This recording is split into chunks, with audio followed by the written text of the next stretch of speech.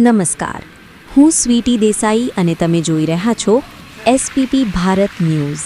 સુરત જિલ્લાના પલસાણા તાલુકાના બલેશ્વર ગામે આવેલી હાઈ સિક્યોરિટી ધરાવતી અવધ સાંગરીલા સોસાયટીમાં બુધવારની મોડી રાત્રે બનેલી એક ઘટનાએ રહીશોમાં ચિંતા ફેલાવી છે। વોચમેન અને સીસીટીવી જેવી સુરક્ષા વ્યવસ્થા હોવા છતાં એક જેસીબી મશીન સોસાયટીમાં પ્રવેશી બંગલાના શેડમાં તોડફોડ કરીને નીકળી જતા અનેક સવાલો ઊભા થયા છે।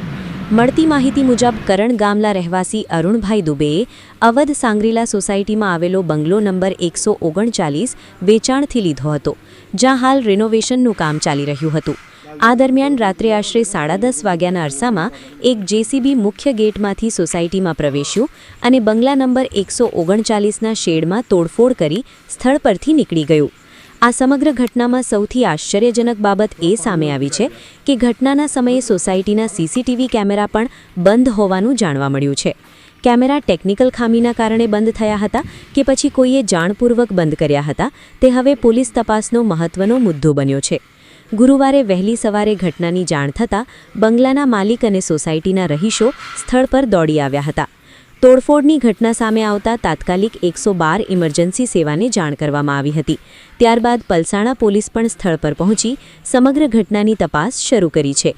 પોલીસ હાલ સીસીટીવી ફૂટેજ, સોસાયટીના પ્રવેશ અને નિર્ગમની વિગતો, વોચમેનની પૂછપરછ તેમજ જેસીબી મશીન કોણ લઈને આવ્યું હતું તે સહિત તમામ મુદ્દાઓની સઘન તપાસ કરી રહી છે।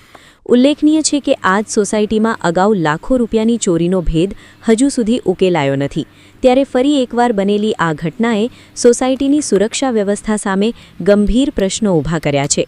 હવે પોલીસ તપાસમાં ઘટનાનું સાચું કારણ અને જવાબદારો કોણ છે તે સામે આવવાની સૌ કોઈ રાહ જોઈ રહ્યા છે।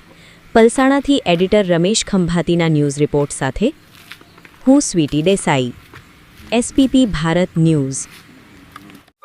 મારું નામ અરુણ કુમાર દુબે છે। હું કરણ ગામમાં રહું છું। હાલ એક વર્ષ પહેલાં આ 130 નંબરનો બંગલો લીધો ના બાજુમાં માર્જિન દસ્તાવેજવાળી મારી જગ્યા છે, ત્યાં પાર્કિંગ માટે શેડ ઊભા કરતા હતા। એ લગભગ 20 દિવસથી કામ ચાલતું હતું। કામ લગભગ મોટા પાયે કમ્પ્લીટ હો જગ્યા 7-8 લાખ રૂપિયાના કામ ખર્ચા છે બની ગયા। પણ અહીંયાના જે પ્રમુખ ને સેક્રેટરી ને મારે બાજુમાં જે રહે છે એ સંજય યાદવ ને એનો છોકરો, આ લોકો અદાવત રાખીને કે પ્રમુખ જે છે એ પહેલાં મારે ત્યાં નોકરી કરતો હતો, હું એને કાઢ્યો। એ બહુ જૂની અદાવત અમુક નાનું મોટું કરતું હતું। હવે કાલે રાતે દારૂ પીને અહીંયા જેસીબી લાવ્યા 10:30 વાગ્યાના આશરે। ગેટ પરથી ખબર પડી કે જેસીબી એક આવી 10:30 વાગે, સિક્યોરિટીવાળા કીધું। પછી અમે કેમેરા ચેક કરવા ગયો તો ખબર પડી કે કેમેરા બંધ કરી દીધું હતું 15 થી 20 મિનિટ માટે। એટલે એ બધું ખાલી પ્રમુખ જ કરી શકે, પ્રમુખ કે સેક્રેટરી, બીજાથી કેમેરા બંધ નહીં થાય। એમ તો ગોળ ગોળ ફરાવે છે ને। જ્યારે જેસીબી નીકળી ગઈ પછી કેમેરા ચાલુ કરાયો ના પાડી ગયા છે। પોલીસ ફરિયાદ કરી? પોલીસ ફરિયાદ અત્યારે પલસાણામાં નોંધાઈ, 112 બોલાવીને એ લોકોને બતાવ્યા પછી પોલીસ સ્ટેશન જઈને મારો છોકરો ત્યાં ફરિયાદ નોંધાઈ આવ્યા છે, આકાશ દુબે।